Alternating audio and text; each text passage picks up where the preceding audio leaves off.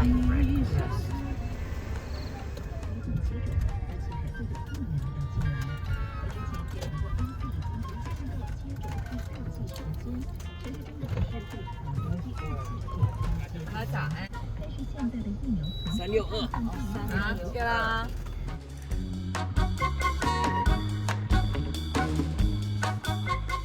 I'm on my way to the first floor where I'm going to thumb in. Then from the first floor I'll go to the fourth floor where my office is.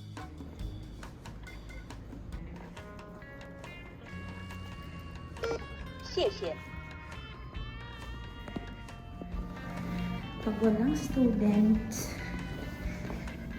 walang masyadong ilaw, conserve energy. This is my floor. Ayan, dito ako sa fourth floor. Andyan yung principal's office.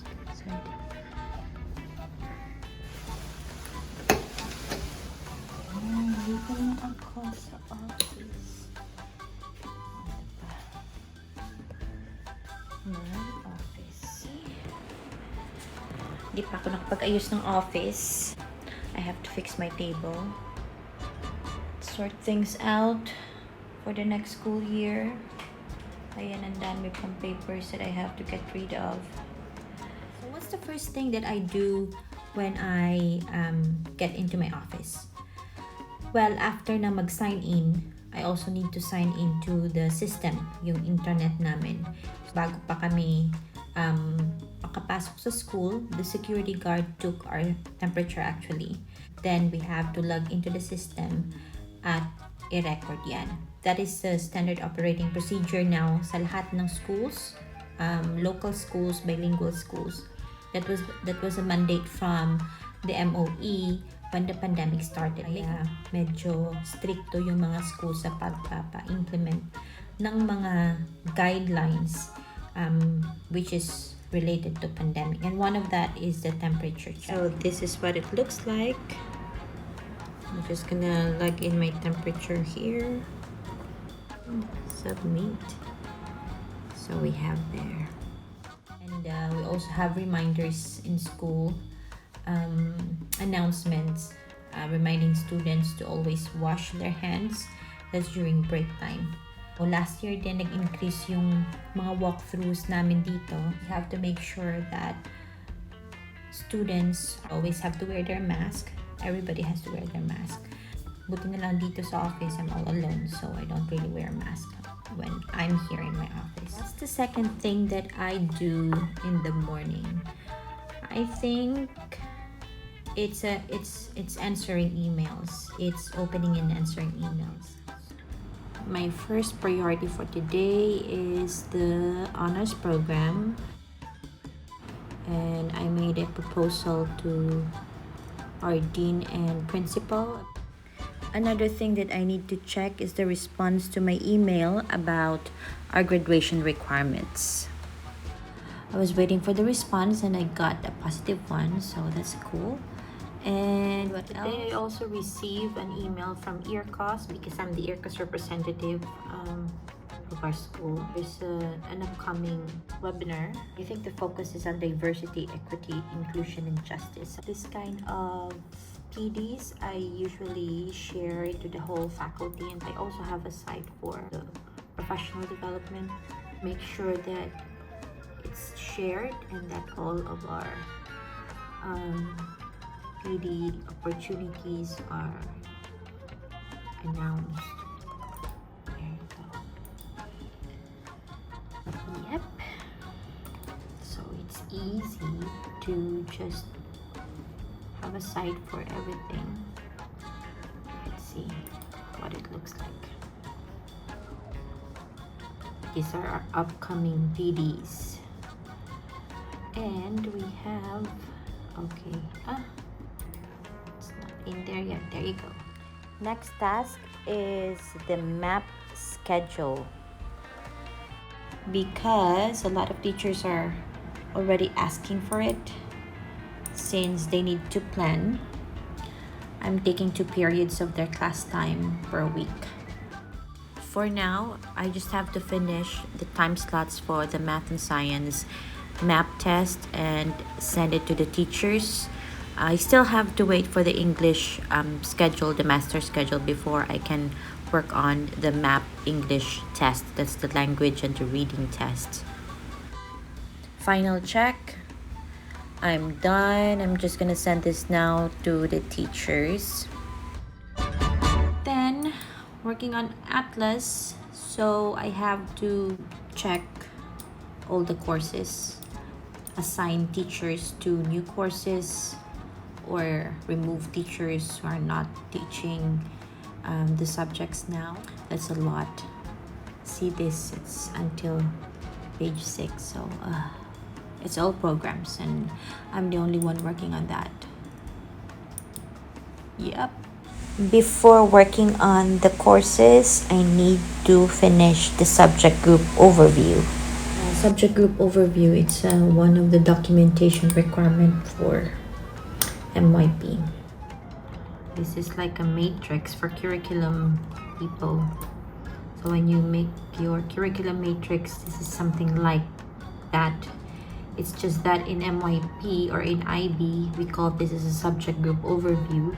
So you have the unit titles, the concepts, the context,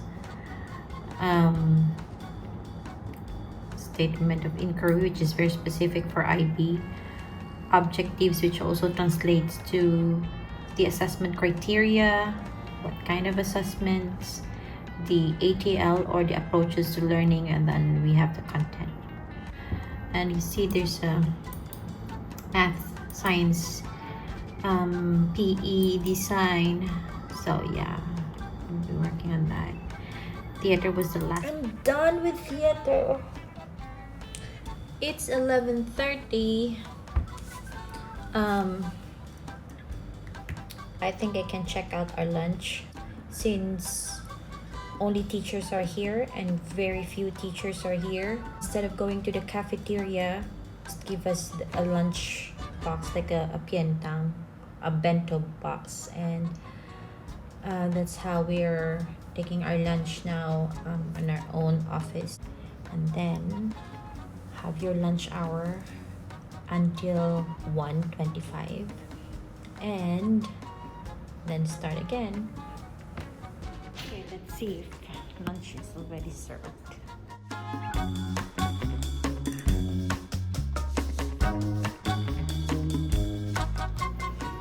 Now they are delivering our lunch. There you go. So I got my lunch and what's this?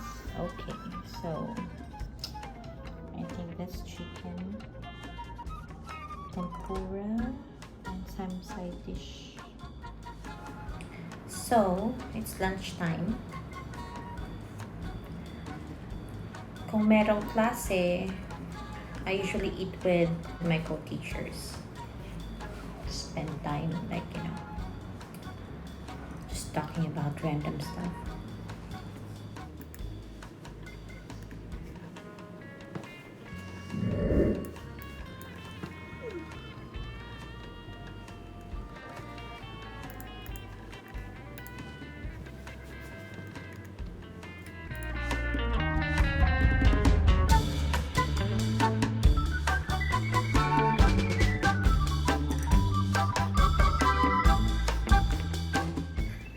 Lakad-lakad muna, kanina pa ako nakaupo. And that's one thing that I want to change this school year. Because the last school year, nako, I'll only stand during lunchtime and then go back and then stand when I'm about to go home. So ngayon, I have to make sure that every now and then, I have to stretch my legs, be more active. Ang dilim. Nako, parang gabi na dito. Yeah, this is the chem lab. Not sure if this is open. Let's see. Oh yeah, it's open. So this is our chem lab. Ayan. Medyo malaki siya. Ayan. Exhaust and hood. And that's our prep room. Ayan. Medyo marami na rin kaming mga equipments dito. And we have another lab for physics and bio. And now we have the new lab for synthetic biology. Okay. Ayan. Marami pa akong hindi napuntahan dito. Actually, napakahirap talaga mag-Tagalog. Utal-utal. Ay, nako. Mag-Ilonggo na lang kita. Mas maayo mo mag-Ilonggo, diretsuhanay. Mag-Tagalog ganin, ang buot mo. Pililit ka.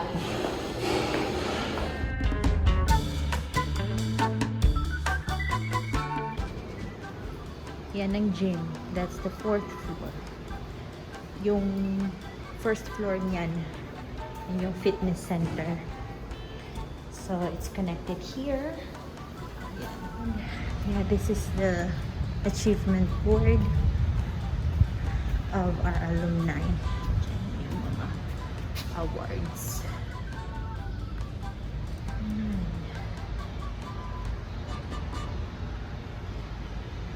Dami, no?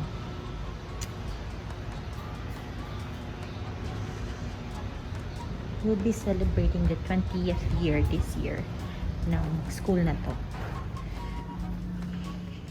Here, we do have our own ATM. May mga teachers dito, they just transfer money for their payments dito na. And that's our atrium. Ginawa ng atrium like 6 years ago, I think, or 7 years ago. Ayan yung Philippine flag. I'm going through the principal's office. Tsaka accounting office. Ito yung principal's office. Okay, this is another way. Yan. Meron ditong elevator. Okay, going to DJA. There's the Department for General Affairs. And my good friend Charlotte is the executive secretary there. Hiramin ko yung community card niya. Look at that, see? The fog. Minsan ang fog nasa loob na ng building. So pag nasa first floor or second floor ka, malamig masyado. Wednesday, you are back. Yes. Right? This is the second floor. Usually science classrooms mga yan. And then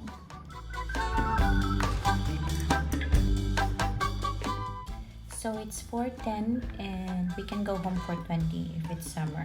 There's a community bus at around 4:30, so you really have to walk a bit. That's why okay lang pag 4:20 ka nag-time out. I'll be packing my stuff and then I'm gonna take the community bus. Mas mainam kasi pag nasa community bus rather than sometimes you just want to be by yourself and just sleep all the way down. Okay, time to go home. Aircon off.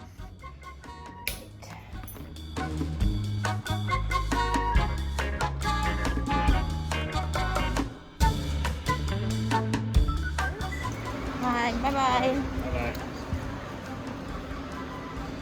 Good thing it's not raining. We call this the grand stairs. It's slippery.